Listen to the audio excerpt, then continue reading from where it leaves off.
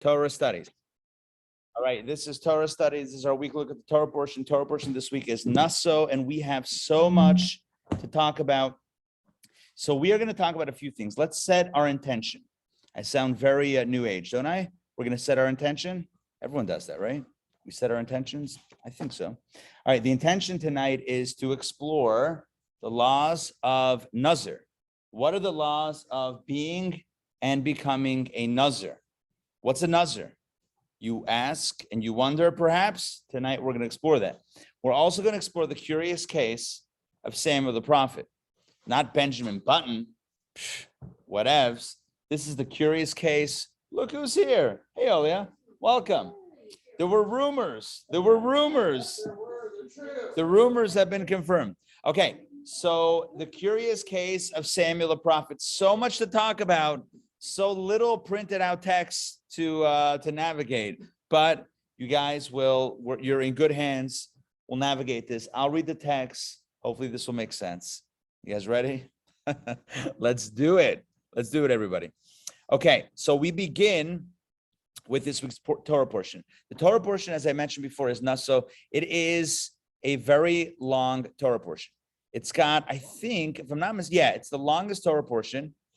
It's the longest Torah portion as a single unit Torah portion. There are some portions that are doubled up. Sometimes you have a double portion, and when you have two together, it becomes a little bit, then it eclipses the length of the single Torah portion. But as single Torah portions go, this is the longest. There are censuses. There are a lot. Oh, hey. You gotta, I think you... Oh, I'm hearing myself. You got it? Awesome. All right, you have some local tune-ins. Get some reverb. I know, right? It's like, how do we work this technology? Okay, so the Torah portion talks about the census of the Levites. It talks about the role of the Levites. It talks about donations of the tribal leaders. There's a lot of stuff that it talks about. And it also talks about the laws of, very interesting laws of the Nazir. What is the Nazir? The Nazir is somebody who takes a vow of abstention, right? Like, if April 15th comes around and you're late in your taxes, you can have an abstention of your taxes. Joking, that's an extension. What is what? No Jewish accounting jokes? What is this? Next thing you know, it's no Jewish lawyer jokes. Come on. What do you mean? It's like, what else do we have? We have nothing. Back to the bus. I mean, that's a terrible joke. All right, so here's the deal. So these are vows of abstention. What does abstention mean? Abstention means I'm not going to. Can I let Richard in? I didn't know Richard's not let in. Yeah, whoever knocks on the door of the Zoom, I will let in. There's no one. No, the virtual door. Yeah, but there's no one in the waiting room right now. What is the vow of Nazir? Let's look at the source. Sam, read. All right, no kidding. I will read the text. Again, there are no in-person copies. That's the running joke in this space. I'm going to share my screen, which is going to help some of you. And we are going to take a look at what the Torah says. No, I hear somebody here. Somebody is actually here. And is it Richard? That would be amazing. Who is it? All right, we'll figure that out. All right, let's do this inside. I have my text up over here for me, and I will share it with you verbally. So here we go. This is coming from Numbers chapter 6, verses 1 through 8, but who's counting? Hey, Lolly. Good to see you. All right, God spoke to Moses saying, speak to the children of Israel, and you shall say to them, a man or a woman who sets himself apart. I feel like the gender should be more inclusive there. A man or a woman who sets himself apart by making a Nazarite vow to abstain for the sake of God. The Torah says, he shall abstain from new wine and aged wine. He shall not drink even vinegar made from new wine or aged wine, nor shall he drink anything in which grapes have been steeped, and he shall eat neither fresh grapes nor dried ones. If you're wondering, what it means is no grapes or grape products, nothing from the grape family. So raisins, out. See, like craisins, Totally in. Totally. Craisins are cranberries. Totally in. Not a grape. Not a grape. All right, back inside. Verse 4. For the entire duration of his abstinence, he shall not eat any product of the grapevine, from seeds to skins. By the way, how do we know all these laws? I heard it through the grapevine. I was going to break it out. All right, verse 5. That's the next big thing. Shh, download. All right. What do they call it? The review? Vegas review? Is that the word? All right. Verse 5. I heard it through. Verse 5. All the days of his vow of abstinence. Oh, but wait, there's more. No razor shall pass over his head until the completion of the term that he abstains for the sake of God. It shall be sacred, and he shall allow the growth of the hair of his head to grow wild. Okay. Next, verse number 6. All the days that he abstains for God, he shall not come into contact with the dead. To his father, no seeking out mediums. No, it means literally to his father, to his mother, to his brother, to his sister, he shall not defile himself if they die, for the crown of his God is upon his head. For the entire duration of his abstinence, he is holy to God. So those are the verses. Those are the verses from the Torah that speak about the laws of the Nazir. Make sense? If we had to summarize, this is open to everybody. If we had to summarize theoretically, practically, what are the 3 restrictions of the Nazir? Let's go. What do we encounter in the verses? This is open to everybody. Unmute, jump in. No grapes, no haircut, and no debt. Okay, so no grape or grape products, no wine, no grape juice, no vinegar made from wine, no yes, Chris. No raisins. Gosh. You're driving me crazy. Right, no raisins. What else was I thinking? No rice. Rice vinegar is totally fine. Not a grape. Not a grape. Anything grape, it's not good. What about those fancy, you wrap things in grape leaves? Or those fancy, yeah. Oh, that's Great product. That would be out. See you later, alligator. That is not allowed. Huh? Oh, it's a leaf. It's a grape leaf. Oh, that's a good question. I'm going to say it's involved with the grape. I'm going to say anything grape adjacent, you're out. That's what I'm going to say. I mean, we'll have to look in actual halacha to see the actual ruling on that, but I'm going to assume that anything grape related, yeah. Leave it alone. Grapes, leave it alone. Oh, very good. Oh, that's very good. Very good. Honestly, David, I'm just going to say that joke makes me a little agitated. I didn't come up with it. I'm feeling some grapes of wrath. Oh, look at that. Oh, look at that. Grapes for days. All right. That was not my greatest effort, but nonetheless. Moving along. The second item that the Nazir cannot do is get a haircut. No haircuts. No haircuts. No razor, no blade on the head. Yep, that's it. No haircuts. The third item, sorry, did I go out of the order? I don't know if I did. The third item is no coming in contact with the dead. No going to funerals. No burials. No touching corpses. No autopsies. Garnished. If you're in medical school, do not become a Nazir. That's the rule of thumb. What? That's a real thing. Okay. You guys think I'm making this up? I'm not. You know I'm not making this up. I have a friend here in Atlanta who's currently studying at Emory, one of the Emory medical school related schools of medicine. There you go. I just circled around that twice. And this guy has a skull in his car.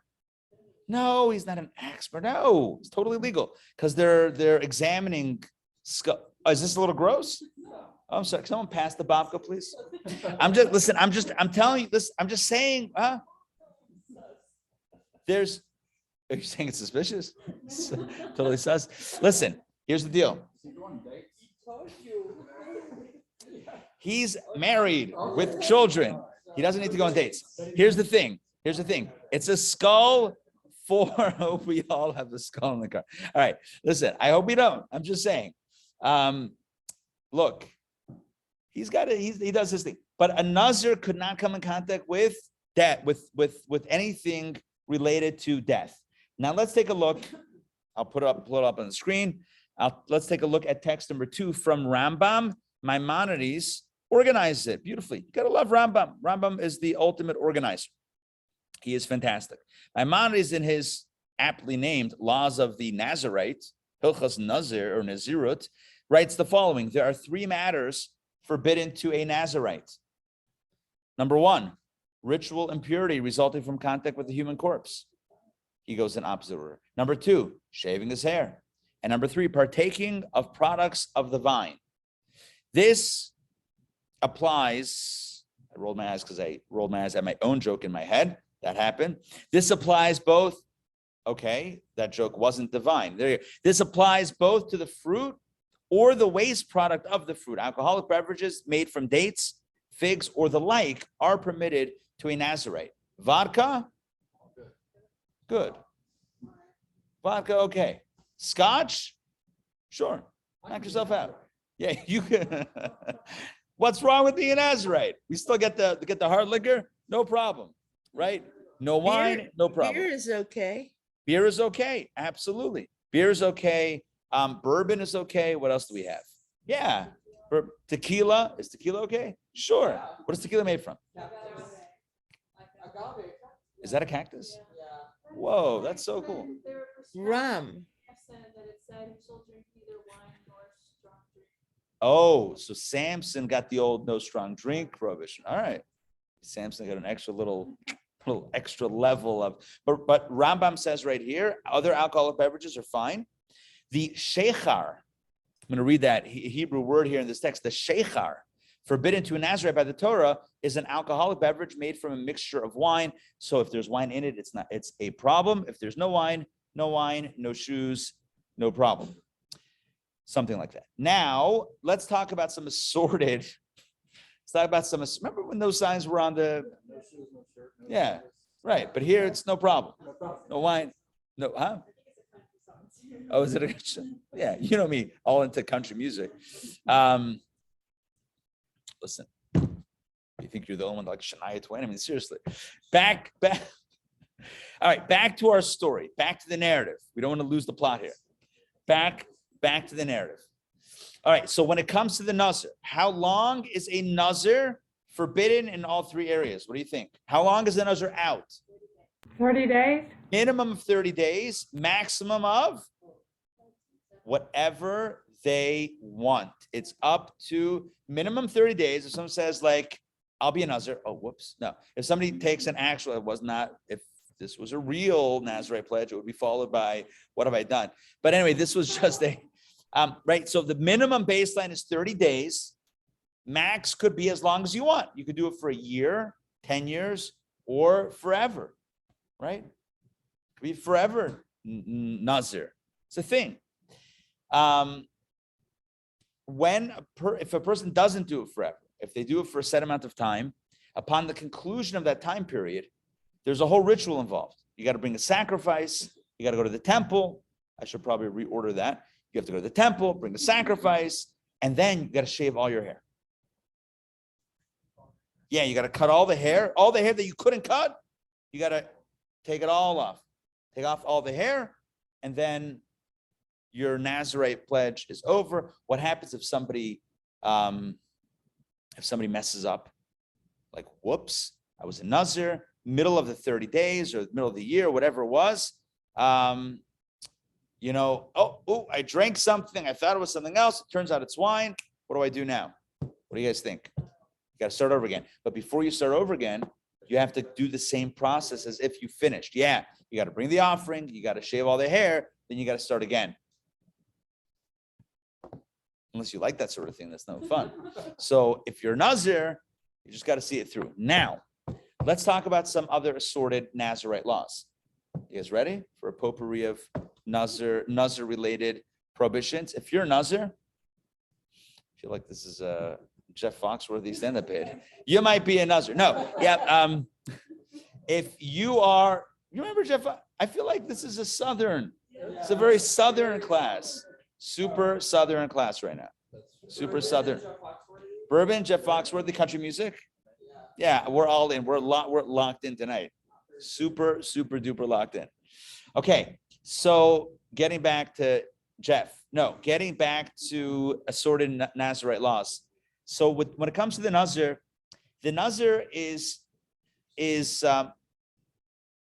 is forced to abstain from wine products. Thus, the Nazir should not hang around a vineyard. One thing could lead to another. Just do not go to a vineyard.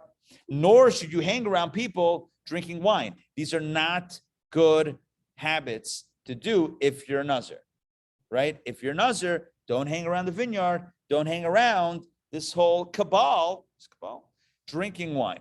Doesn't have to be a cabal, just a group of friends drinking wine. Find another group of friends. Take a look. No, this is legit. Maimonides, text 3a. If you guys had a print out, you would see it for yourself, but you have to take my word for it. Everyone online can fact check. Maimonides says the following: according to rabbinic decree, it's not biblical, it's rabbinic. Oh, Sandrine even can fact check me right here. Perfect. According to rabbinic decree, it is forbidden for a Nazarite to sit in a gathering of people drinking wine. Instead, he should separate himself far from them because they present a hurdle for him.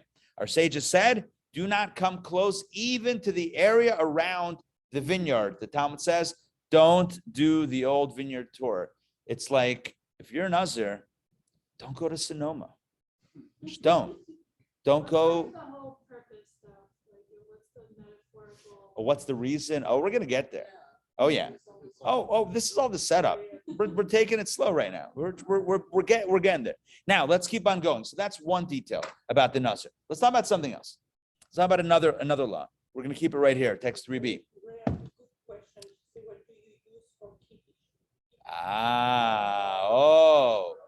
Look at that. Ray with the good question. That's a good question. What do you do for Kiddush? Scotch. You ever see a Chabad rabbi in Simchas Torah? Scotch or vodka? No, I guess you would have, huh? Yeah. In France. Well, because in France they don't have any wine. Yeah. Who has wine in France? You would have to know, in all seriousness, right? All seriousness aside, no, Ray, you would use some other beverage or hear from someone doing the Kiddush on wine or grape juice and then eat, you could do Kiddush on challah, right? Yeah, okay, sure. Challah back. Text 3b. Oh, here we get into other related laws. Text 3b tells us that you shouldn't even rub your hair vigorously if you're a Nazir. Yes, it's going to pull out hair. Rambam. Don't, I'm just the messenger. Text 3b. No, it's great stuff. A Nazarite, a Nazir, scrubbing their hair with their hands and scraping their scalp with their nails need not worry about accidentally removing hairs because they do not intend to remove hair, and it is possible that it indeed will not come out. In other words, that is not too vigorous. However, a Nazarite shouldn't comb their hair with a comb or scrape their hair with their head with earth. Hashtag no judgment. For these activities will certainly remove hair. I guess the only conclusion that I have is that was a thing back in the day. They were, shall we say, exfoliating. So the point is, no vigorous scalp, hair, combing, and rubbing of the earth. No, it's a thing. They have the cucumbers in the eye. You get the hair mat, the thing of the earth in the hair. It's fantastic. Yeah. Can you imagine how clean it is when the earth is out of the hair? It's gewaltig. It's fantastic. Not to pull out hair. I don't know. I have no idea. But it could be either way. Rambam says, these are details, but the general rule is no. Women also could be a Nazir. No, it's open. It's open to all. It's open to all. So why does somebody want to be a Nazir?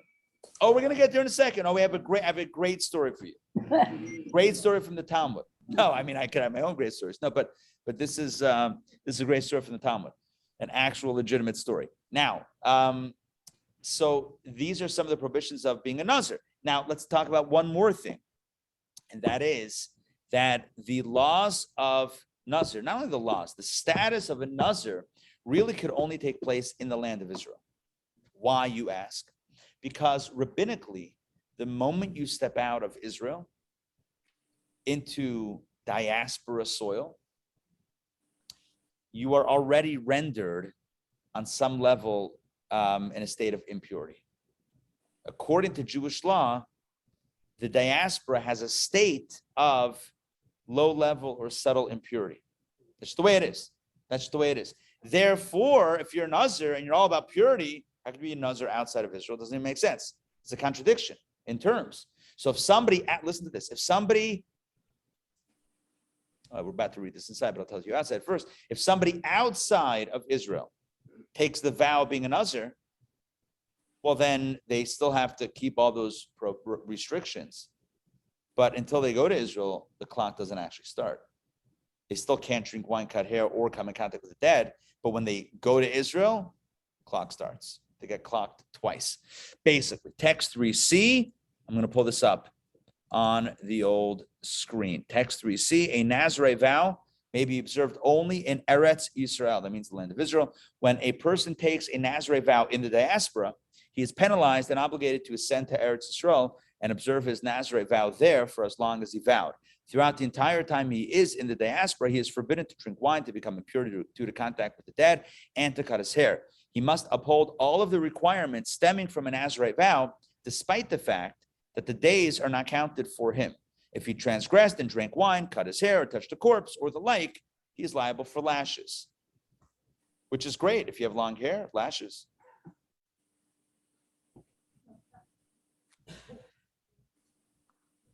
Should I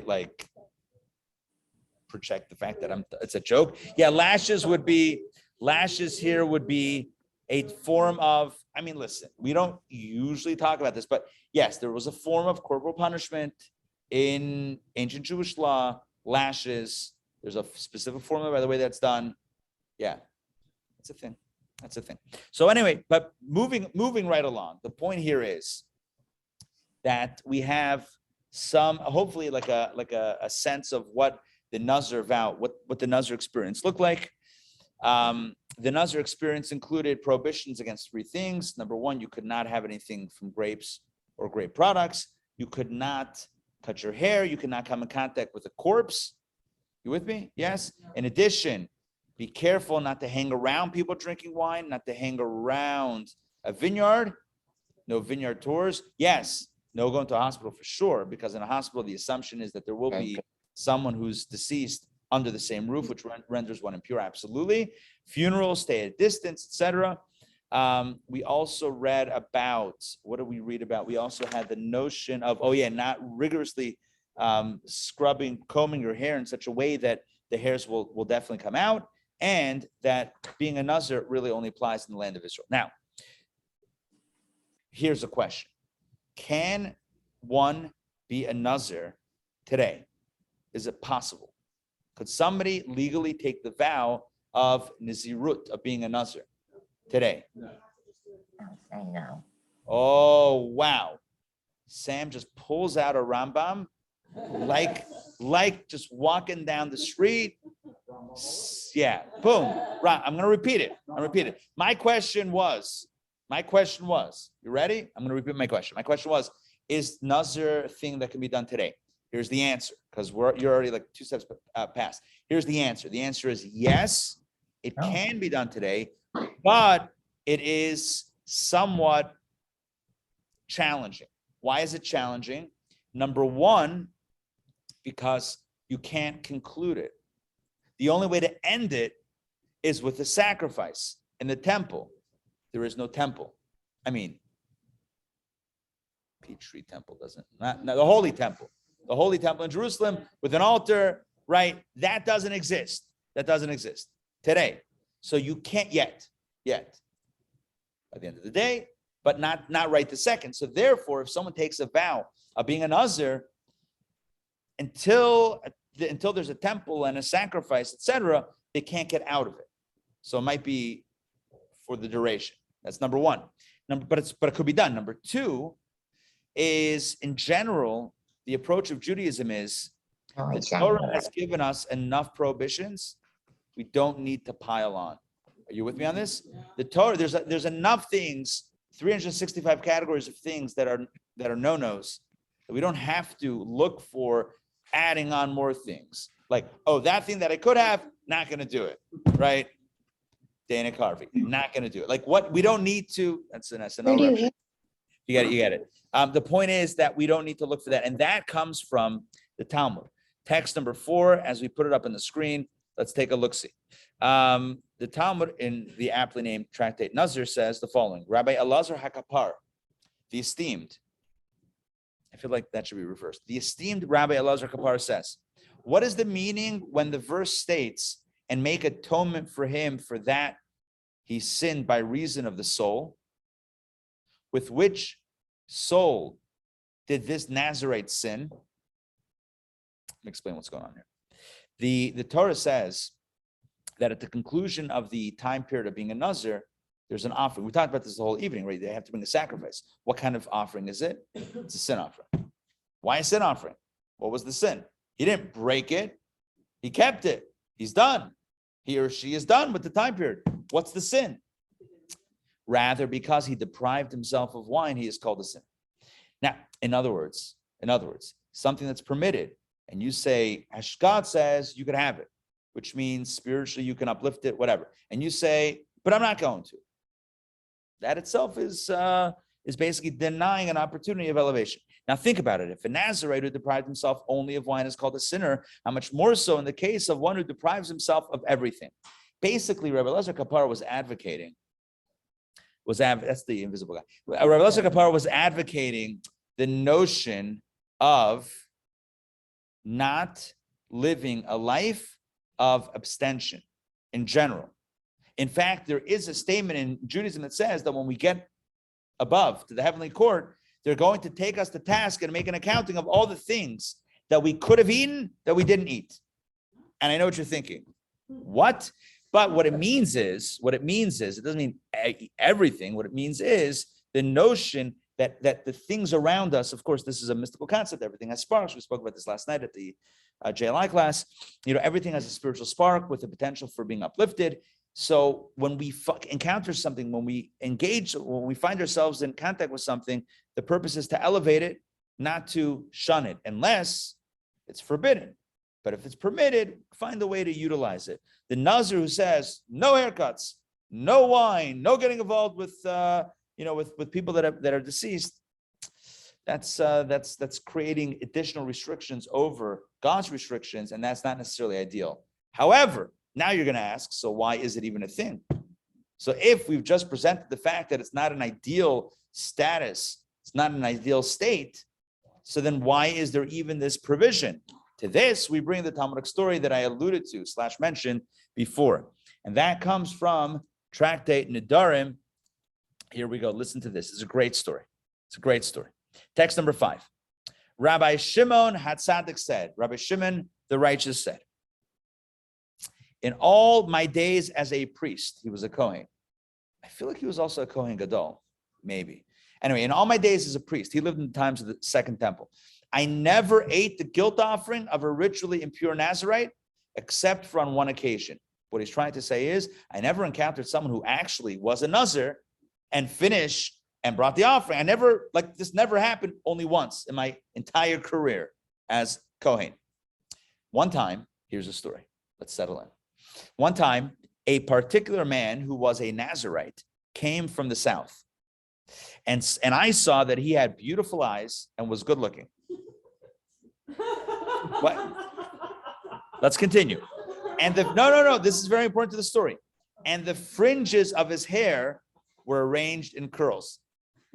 I said to him, my son, what did you see that made you decide to destroy this beautiful hair of yours by becoming a Nazarite and thus being required to shave it? Are you with me on the plot twist? When you're a Nazir, so you have to grow it out, which is good if you have that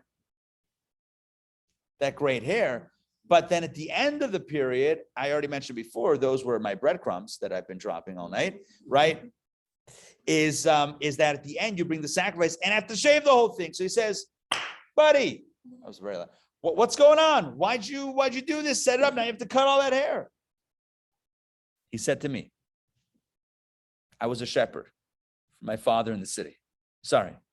I was a shepherd for my father in my city, back home. And I went to draw water from the spring. And I looked at my reflection in the water. and my evil inclination quickly overcame me and sought to expel me from the world. That's, of course, a euphemism to say that he looked at himself in the reflection and is like, not bad. Who is that guy?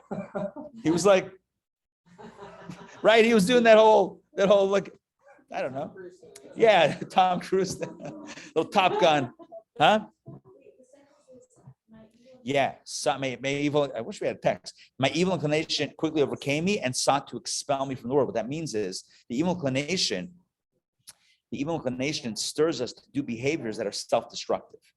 So I felt like I was starting to head down the path of narcissism and vanity, and that, which is, a deadly sin, even though it's not necessarily Jewish origins, but the concept of something that ultimately will lead to my downfall. I didn't like where that was going. I said to myself, wicked one.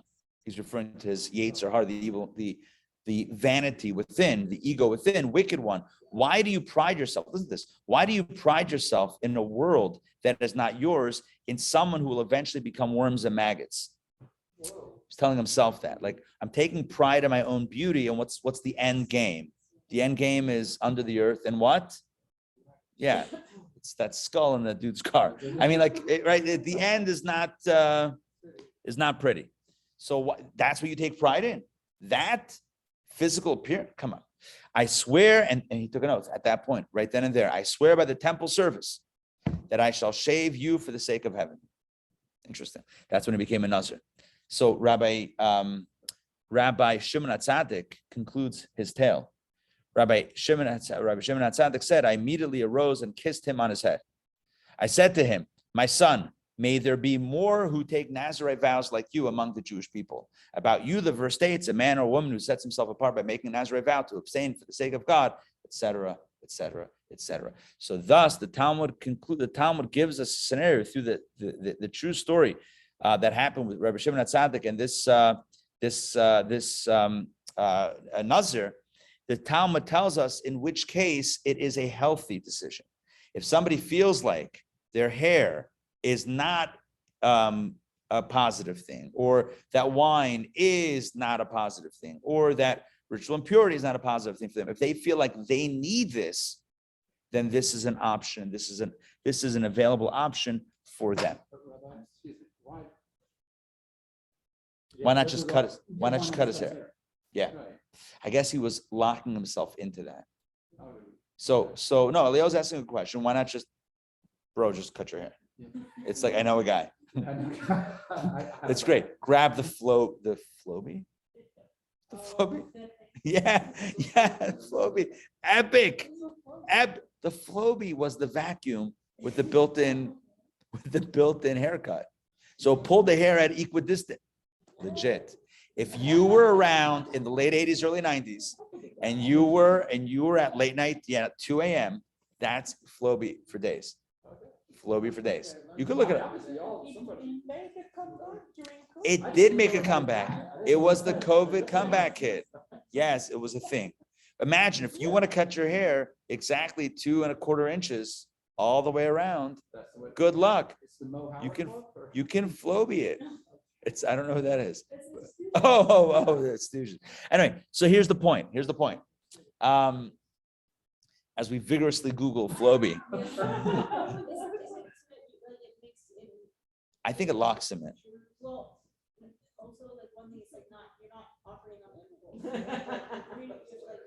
something, like time has to pass enough so that It's not about you.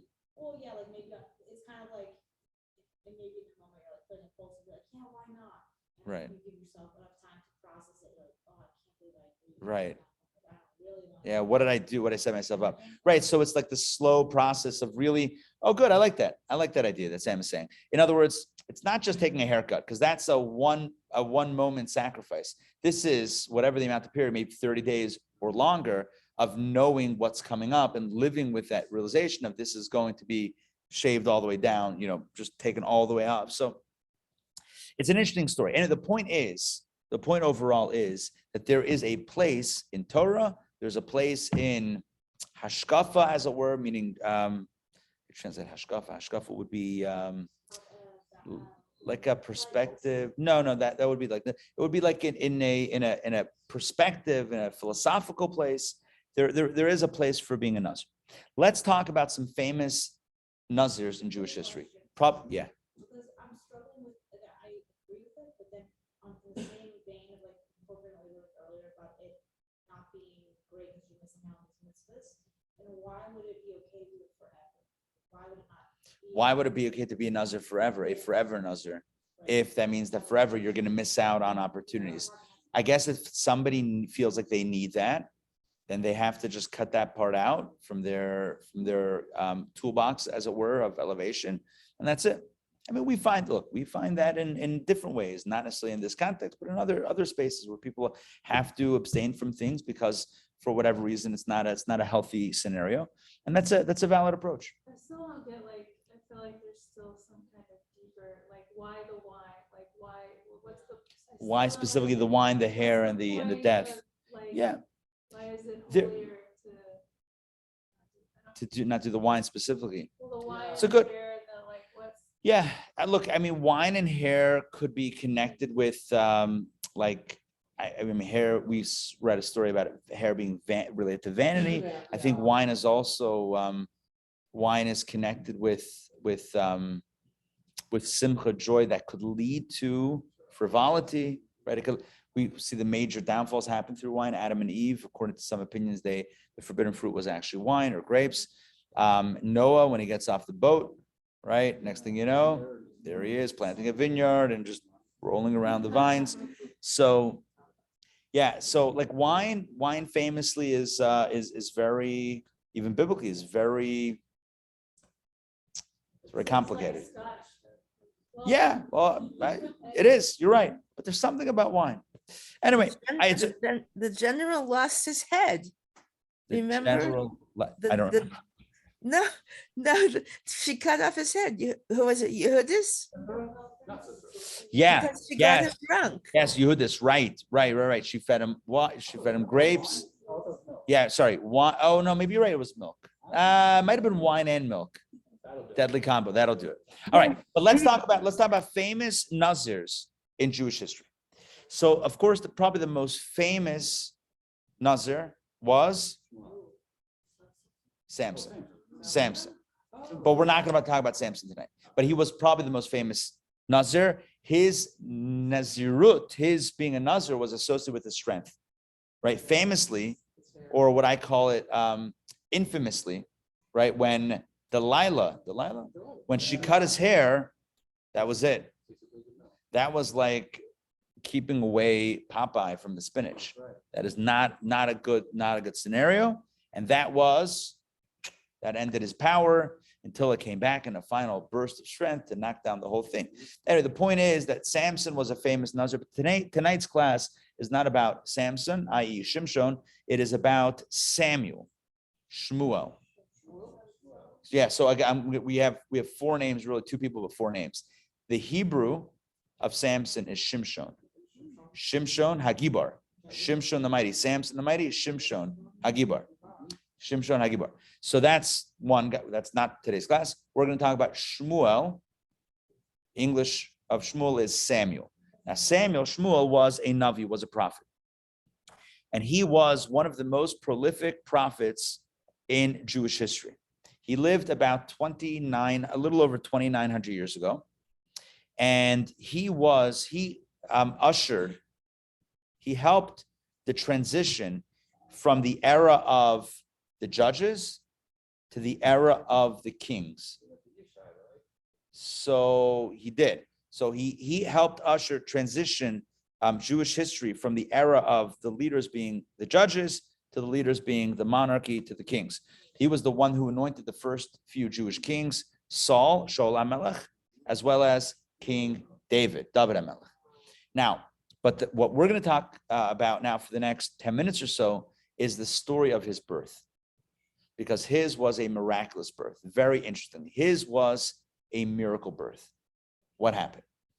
His mother, Samuel's mother, Shmuel's mother, was a woman named Chanah. Hannah, we'll call her Chanah.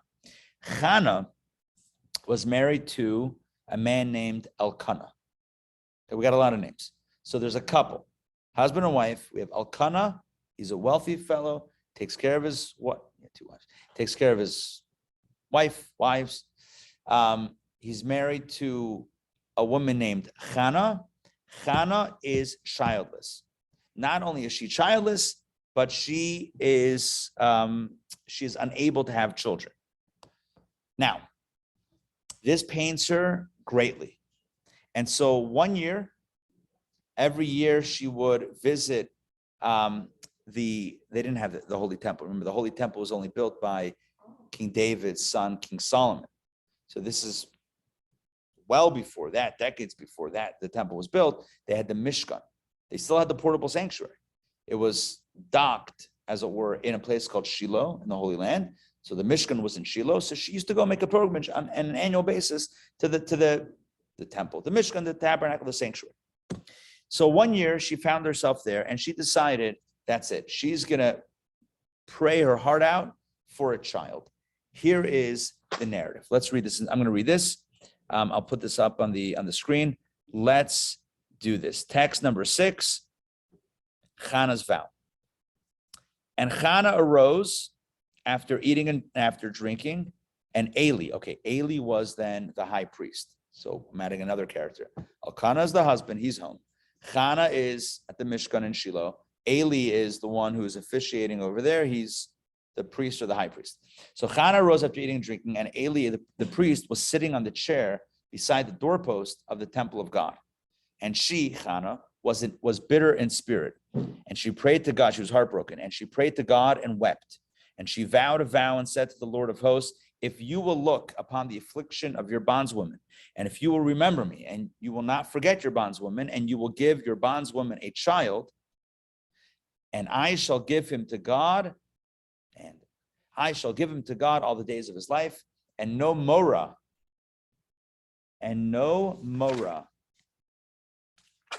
shall come upon his head. That's her deal with God. She says, if you give, she calls herself your maidservant, right? To God. If you give me, essentially, a child, I will give him, dedicate him to God all the days of his life, and no mora shall come upon his head. Okay, 1 second. And it was, as she prayed long before God, that Eli watched her mouth. He was watching what's going on with this woman. But Chanah, she was speaking in her heart. Only her lips were moving, and her voice was not heard. And Eli thought her to be a drunken woman. Speaking about wine, right? He thought she was drunk. And Eli said to her, until when will you be drunk? Throw off your wine from upon yourself. He basically said, if you're drunk, you got to leave. It's not a place, you don't belong in the temple. And Chanah answered and said, no, my Lord, I am a woman of sorrowful spirit, and neither new wine nor old wine have I drunk. And I poured out my soul before God.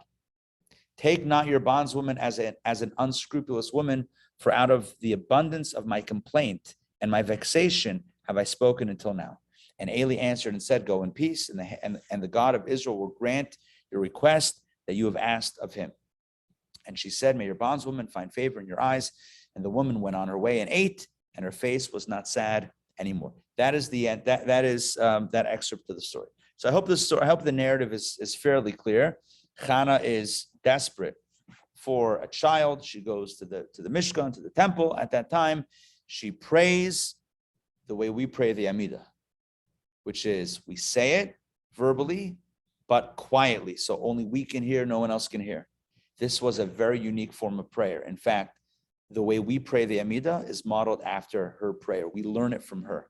We get our Amidah style from this story right here. This was the first time anyone had ever done that. Everyone always prayed out loud. First time somebody prayed, and he thought she was drunk. She's talking to herself. So he's like, if you're drunk, you need to go. She says, no, I'm heartbroken. I'm not drunk. I'm pouring out my heart, and this is the way it's coming out. He said, in that case, may you be blessed. Well, as it just so happened, guess what happened? She had a baby, Mazel Tov. She had a little boy, and she named him Shmuel. This is Shmuel's origin story. She better name him Shmuel, or else I just wasted time on another story, right? Shmuel, she named him Shmuel. Samuel in English, but she didn't have English then, so she named her Shmuel. Shmuel means because I asked of God, Sha'altiv of Hashem. It's not Shmuel like Shama, like God. Listen, it's a different etymology here because I asked of God and ultimately God did deliver. She then, when he was weaned, when he was a few years old, she brought him back to the temple. She said to Eli, the high priest, he's yours, raise him. He was raised in the temple. He became a prophet of God. And he was a Nazir. Why was he a Nazir? Remember when his mother said that if I have a child, I will give him to God and no Morah will touch his head? Well, what's Morah? The Mishnah discusses it. The Mishnah deciphers this in Tractate Nazir and says the following, text number 7. Samuel was a Nazarite in accordance with the statement of Rabbi Naharai. The verse states that no Morah shall come upon his head. Morah is stated regarding Samson. I used the same language by Samson. Samson lived earlier. Samson was one of the judges. This was shepherding. This was transitioning from judges to kings. So Samson, who lived a little bit before, we know he was certainly a Nazir. And Morah stated regarding Samuel. So use Morah in both contexts. Just as the term Morah that is stated with regard to Samson means that he was a Nazarite, no razor shall touch his head. So too, the term Morah that is stated with regard to Samuel indicates that he was a Nazarite.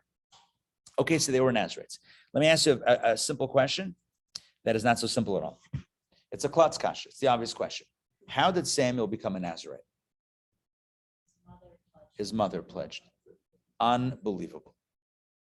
Because his mother said that he should be a Nazarite, a Nazir, he becomes a Nazir. Since when? And it's a forever one. It's a forever Nazir from his mother. A Nazir from his mother's. For a Nazir from his mother. How's it even possible? How's it even possible? Take a look at the Radak. The Radak, Rabbi David Kimchi asked the following question. So it's unbelievable. Look at this question. This is text number 8. And Chanah vowed a vow. He says, my question, he's one of the great commentaries on the on Nach, on the books of the prophets, on Samuel 1 and Samuel had 2 books named after him, Samuel 1 and 2. So Chanah vowed a vow. He says the Radak is like I mean Rashi is also on there's Rashi's commentary, but Radak is one of the big ones. My question is, how did her vow take effect on her son that he should be a Nazarite? Moreover, he wasn't even born at the time. So how could a vow have any effect on him? How can you vow something that doesn't even exist? My next question is, says the Radak, how is it possible that our rabbis offer no explanation in this regard? No one talks about it. I've not found in their words anything on this matter, neither in the Midrash nor in the Talmud. So the Radak says, I don't get it. How is this guy a Nazir? There's no record, nowhere in scripture does it tell us that when he got older, he made a vow of being a Nazir. It seems like his being a Nazir is related to his mother's vow. But how could his mother's vow work for him? That's his question. And then his second question is, why am I the only one that's asking this question? Seems like an obvious question. Why is no one else asking this? Let me share with you a powerful angle that the Rebbe shares on this. In other words, let me break down the question so we can understand the answer. Sometimes when you really understand the question, you can start understanding the answer. That's the way it works. It's when you have lack of clarity in the question, you'll never get to an answer. If you really understand the question, you can really understand, you can start approaching an answer. The question really is like this. When did he become a Nazir? When? Through which mechanism? Through his mother's vow or his own action? Well, there's no record of him ever taking that vow. So then we must say it's his mother. But how could his mother have an effect on him? His mother took a vow back then. How does that affect him? He wasn't even around. But some mothers will say, my son's going to be a doctor. My son's going to Yeah. be a lawyer. So That's for sure. Right. She's already envisioning. By the way, that's where we're going with this. But it seems like if he didn't take a vow later, so how does her vow affect him? If her vow doesn't affect him, so then why is he a Nazir? Like, how does this whole mechanism work? So the Rebbe compares this to a very interesting parallel case in halacha regarding an individual who converts to Judaism as a minor. So listen to this. Text number 9. This is from the Code of Jewish Law. It's very interesting. Okay? But before we do this, there are 3 components to a conversion. Component number 1 is accepting Torah and mitzvot. That's like the basic. Component number 2 is going to mikvah. 3, if you're male, to have a circumcision. Those are the 3 components. Okay? Those are the three. Listen, those are the three pieces. But the first, the most, I would say the most central piece of it is, mikvah and circumcision. Okay, fine. But but accepting Torah and mitzvot means that you have an awareness, you know what you're accepting. It's a thing. Can a minor consent or accept that? Or might you say it's not binding? It's a question of halacha. Can a minor? Here's the answer, text number 9. Under the age of 12 or 13. Under the age of majority and the age of minority. Right. So a girl under 12, a boy under 13, can there be conversion? The answer is yes. Take a look at text number 9 or take a listen. Regarding conversion of a Gentile who is a minor, if he, it's assuming male, but it's not gender specific here. If he has a father, the father may convert him. So a parent can convert the child. In other words, if the parent converts to Judaism, right? So the child can also convert along with the parent. If he has no father and comes on his own accord to convert, the bet din converts him, for converting is considered a privilege, and we may confer a privilege upon someone even in his absence. So what the first paragraph here states, that one could be converted as a minor. However, one second, whether his father converted him or the bet din converted him, he may repudiate the conversion when he reaches adulthood. In other words, upon reaching the age of bar mitzvah, this individual could say, you know what? I'm out. I don't want it. In that case, he's not considered a Jew who has abandoned Judaism, but rather he's considered a Gentile. In other words, it's like the conversion never happened. This applies only, but one caveat. This applies only when he didn't live like a Jew after reaching adulthood. However, after bar mitzvah, or if he led a Jewish life after reaching adulthood, he cannot later repudiate the conversion. In other words, even he does or she does, doesn't actually affect the conversion. So let me summarize this and let me tell you where we're going with this, because this is very powerful. So when it comes to a minor, the rule is that a minor can convert to Judaism, whether with the assistance of a parent or the bet din. If a minor really wants to convert, the bet din will say, the rabbis will say, okay, sure. But when you reach the age of majority, we're going to check in with you again. When you reach bat mitzvah or bar mitzvah, when you reach the age of, a full understanding, we're going to check in again. If when you check in again, the individual says, you know what, I'm out, then it's done. It's like it never happened. If they just continue, opting in, then it's, so the rabbi asks a simple question. When did the conversion take place? In this scenario, when does the conversion take place? When they're a minor? How clearly full conversion can't take place, because if when they become bar bat mitzvah and they say I'm out, then it's like they never converted. So clearly the conversion didn't happen then, because if it happened, they wouldn't be able to repudiate it. Are you with me on that? And if they can repudiate it, that means that whatever happened didn't actually happen. So then when does the conversion actually happen? Let me restate that. If at bar bat mitzvah, it's not repudiated, which means that the individual continues to opt in. So when did they convert? Then, but they didn't go to mikveh again. They didn't have another circumcision. They didn't re-accept. They didn't formally in front of a bet and re-accept it. So what's going on? Are you with me in the question? Bottom line, when does the conversion take place? So the Rebbe introduces a powerful concept. And the concept, it's a concept that makes sense to us, but in this context, it's going to also work with the Nazir, with the story of Samuel, story of Shmuel Hanavi. When does the conversion take place? The answer is, it's a process. It begins as a minor.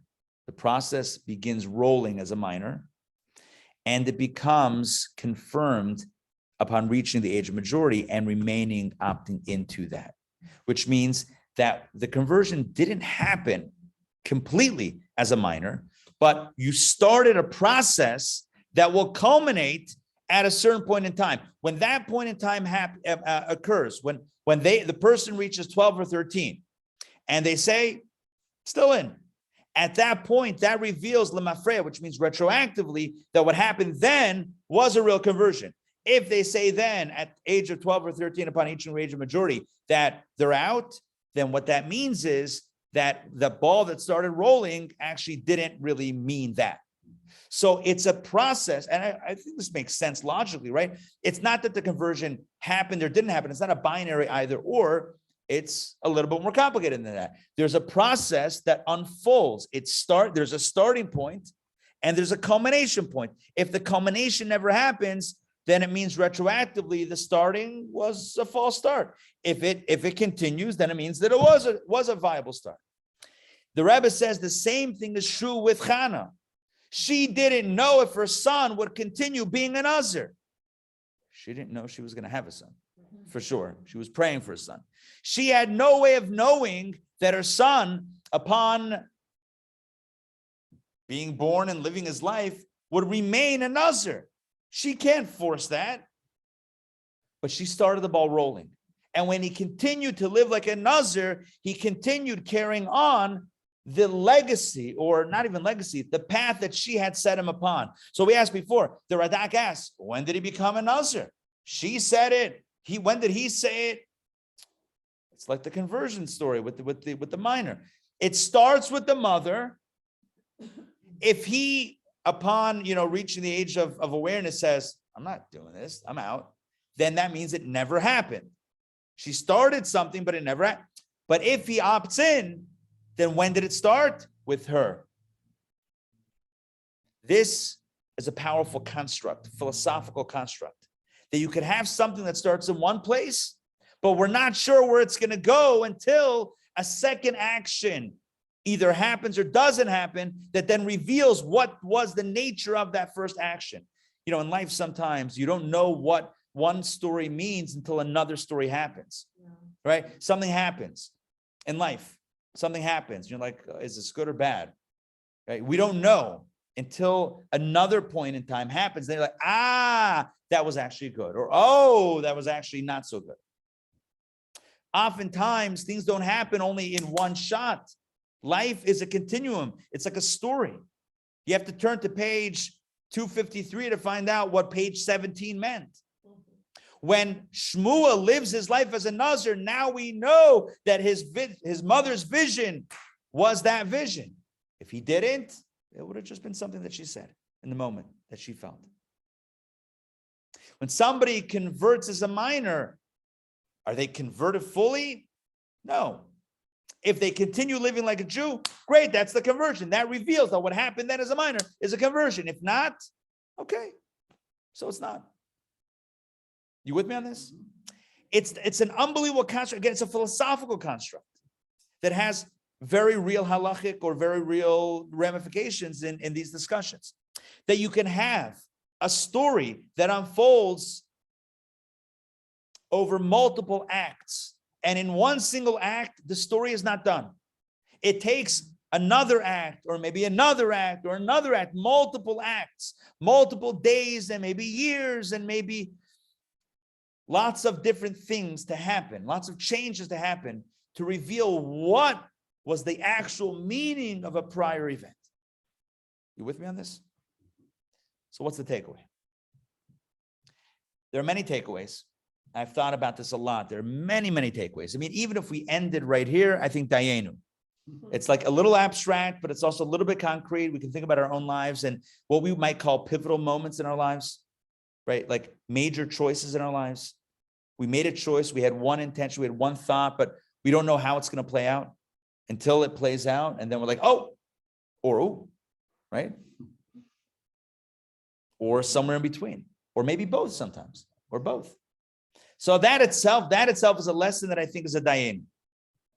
But I think I want to go a little bit more concrete and a little bit more applicable. Pirkei Avos, in Ethics of Our Fathers, it says, Lo yalecha hamalacha ligmar. You don't have to finish a job. You don't have to get it done. Why? I mean, if only we could get it done, but don't feel the pressure to have to get it done. When I say it, I mean like, world peace or whatever it is. But you're not free, therefore, to desist from starting. It says powerfully in Pirkei Avot that there are 2 points. There's getting the ball rolling, and then there's finishing it. And although we may not finish it, we should get the ball rolling. Chanah could not finish his Nazir status, because how could she? She wasn't him. But that didn't stop her from getting the ball rolling. It didn't stop this mother from having a vision for what she wanted her, so what she dreamed for her son to be like. And for her to articulate that and to tell him, and I'm sure she reminded him about what her vision was for him. So can she get the job done? No. Should she therefore say, well, then let him do whatever he wants? No. Are you with me? There's a nuance. Sometimes, and it's not only with parenting, it could be anything, mentoring, educating. A person feels like, well, I can't learn for them. I can't do for them. I can't change for them. So then they're on their own. No. You have to be a little bit more nuanced than that. You may not be able to finish it. However, but you don't have the right to not get it started. You have to get it started. How it plays out may be out of your control, but you got to get it started. Do that mitzvah. Is it going to bring Mashiach today? That might be out of your hands. The outcome might be out of your hands, but don't ever let that out of control, that out of your hand outcome sway your decision whether or not to get the ball rolling. You with me on this? It's reflected in halacha with the conversion. It's reflected in the story of Chanah, and it's reflected in our lives. So often we say, well, if I can't finish it, I'm not going to start. I'm not going to bother. If I'm not going to go all the way with kosher, so then why should I go to this kosher restaurant once? What's the point? I'm going to go meet my friends at a kosher restaurant. Why? Who am I kidding? Don't let the further point in time alter or dictate what you're going to do right now. Do right now what you need to get, what should be done, the best thing that can be done right now. And let the chips fall where they may. We live life in the present. We live life one frame at a time. We don't live life 1,000 frames ahead. That, yes, that will somehow inform retroactively what this meant. But we don't have that. We don't have the book. We don't have the script to see how the end and the beginning are intertwined. We're playing it out in real time. And therefore, the message, my personal takeaway from tonight is, don't ever let that future, that unknown future, get in the way of what your choice is right now. Thank you for joining me tonight for Torah studies. Questions, comments? Comments was well done. Thank you. Thank you. It's very environmental, like it's a good argument for environmental conscientiousness, like saying like, well, we're already doomed. Great point. It's like, yeah, global warming, the planets, we're done. Yeah, it's not, we're not turning the ship around.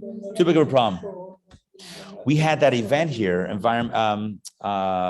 Jewish Wisdom Till the Earth, with Joanna Koblivker and me. So we spoke, I shared some Jewish wisdom, she shared some Jewish wisdom on the environment. And that was a point that she made with the study. She's like, based on the science, it's looking pretty gloomy. But we gotta listen. The Torah says about tashlis, right? Can't waste. We gotta utilize the resources wisely. Anyway, that's one example. It's a practical example. We may not be able to finish a job. You gotta get it started. It's also a defeatist attitude. Like it doesn't be environmental. It's really frustrating to hear somebody say, well, I can't, like what you're saying. I can't finish it, so I won't start. Not gonna. What's the point? That's the thing. See, we also and Jewishly, it's also the same tendency to say that. Well, I'm not going to become like the super Jew, so then whatever. No, who's talking about super Jews? Who's the super Jew? I mean, I saw that guy with the J flying by, but like that might be super Jew. But like, who's a super Jew anyway? Right? Let's do the one mitzvah right now. That was the Rebbe's whole thing. Rebbe's whole focus with the mitzvah campaigns was stop somebody on the street. Are you Jewish? Would you like tefillin? Would you like Shabbat candles? Let's do one mitzvah. Yeah, but where are they going? Kind of who cares? That's no, right. Not as flip, but like, right. Not who cares, but like, why is that relevant right now? Right now. Right. It's like, imagine if Chanah said, well, I don't know what my son's going to be like. So who am I to say that he should be a Nazir? Thank God she didn't say that. She's like, he'll be a Nazir. And if he opted out, he opted out. If the way it played out didn't work out, okay. The child who converts, if they don't opt in, all right, they didn't opt in. But that doesn't stop you from starting to getting the ball rolling, right? And that is, I mean, aside from the fact that every mitzvah is infinitely eternal. Even if it doesn't lead anywhere, that itself is a connection that's unbroken. A connection with God, a moment of connection with pure truth that can never be taken away. Can never be taken away. Anyway, there's a lot to unpack. But it all just to kind of bring it all back together, just so we, sometimes when we're trying to think about a class, like what was it? So just to recenter, we talked tonight about Nazir, various laws and jokes, but we eventually got to the story of Chanah and her son, how she pledged him to be a Nazir. And the Radak says, what's that? Who can do? How can she do that for him? And you know what the answer is? She couldn't, but she got the ball rolling. She got it started. She had a vision. And she knew that even though she can't finish it for him, she'll get it started. And so when he was born, I'm sure she told him, by the way, yeah, about that. You may have noticed that your friends are getting haircuts. However, you may have noticed that in your friends' sippy cups. No. We are not suggesting putting wine. Huh? Great, you're just grape juice, right? Keep it kosher.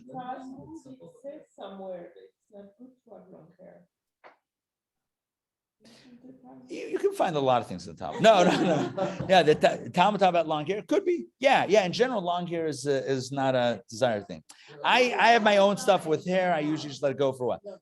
Yeah, long. Okay. Listen, we're not going to judge it. Ray, jump in. Hold on 1 second. Ray, You were using the term Mora before. Yes. Did I say?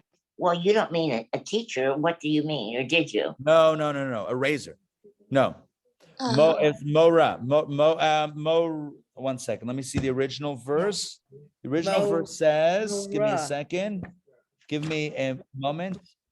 1 second. Was it Mora? Let's see. Mora with a commas. Let's see. The original says Mora. Yes, correct. Mora. So Mora could either mean fear or it could mean something else. I mean, it also could mean be related to teacher, but no. That the Mishnah proves by the usage of the same word with Shimshon and Shmuel that it says no Mora shall be on your head. I mean, what else should pass over your head? What's that referring to? So it's referring to specifically a razor, referring to a haircut. But that's exactly the etymological conversation, the language convo that the Mishnah is doing. All right, questions or comments? Yes. So you spell it different with a hey or with an oh? No, same thing with a hey. Straight up with a hey. Yeah. Interesting. Yeah. Thank you, Ray. Yes. You're welcome. I have the same question. Yes, Mom. There's a famous story. I don't remember who the man was. I'm not sure, but and he was planting a carob tree, and the young man said to him, "Why are you're an old man already? You're planting a carob tree. What are you doing that for?" And he says, "I'm not planting it for myself. I'm not even planting it for my children. I'm planting it for my grandchildren." Right. It's a great example of somebody who's doing carob. Carob. Yeah, not carrot. Yeah, not carrot. No, That would not be carrot. That would Carob. be confusing. Carob tree. It takes 70 years for the There was fruit a to ripen. 70-year tree, and he said, I think he also said all these trees that we enjoy today, they were planted by those who had. So it's exactly the idea. The idea here is, let's not think myopically. Let's not think in the moment, like, oh, let's be stuck here in the moment. Like, let's judge it. Let's take a bit of a longer view. And sure, we can't, like the guy planting the tree, we don't know if somebody's going to water it or tend to it or take care of it, if it's ever going to grow. But that's not going to stop me from planting it, because I got to do what I got to do. This is one of the most, I don't know, when you rank like ideas and messages to live by, this is way up there. The idea of not letting the unknown future get in the way of doing what needs to be done. It's a pretty important thing. All right. Sorry. Yes. All right, folks, online crew, it's great to see you. We're back next week, same bad time, same bad channel.